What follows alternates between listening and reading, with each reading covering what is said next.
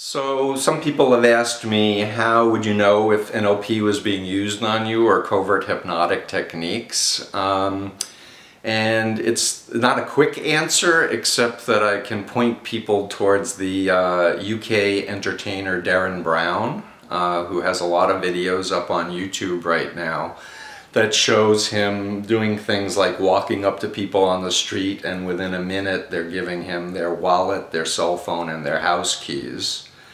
And he's using a number of different techniques in that particular scenario, including touching somebody, asking them for directions, and confusing them, and holding their hand longer and not releasing the handshake. There's a hypnotic technique called the handshake induction, where you don't let go of the person's hand, they start getting confused, and you can manipulate that state of consciousness.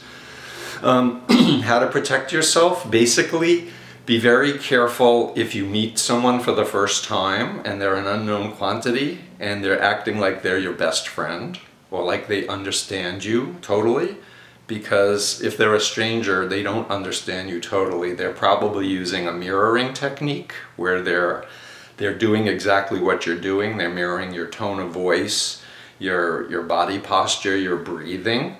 So if you have that feeling, you should get alert, like what's going on here.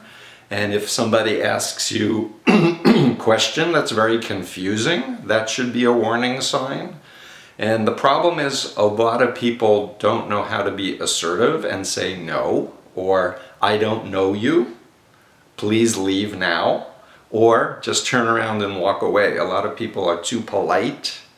And because they've never engaged in a situation like this, they get curious. And so the idea here, when I'm not trying to scare people, I'm just trying to say, hey people, wake up. We are human beings with 5 senses that are constantly engaged in our environment. And while we like to think we're making conscious, rational decisions, the truth is that we're often adapting to both environmental pressures and authority figure pressures.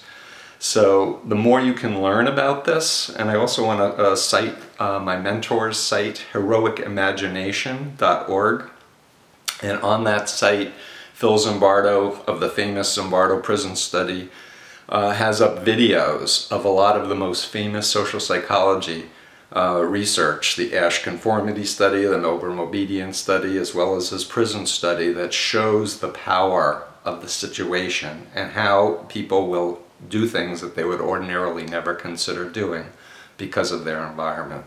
Thanks.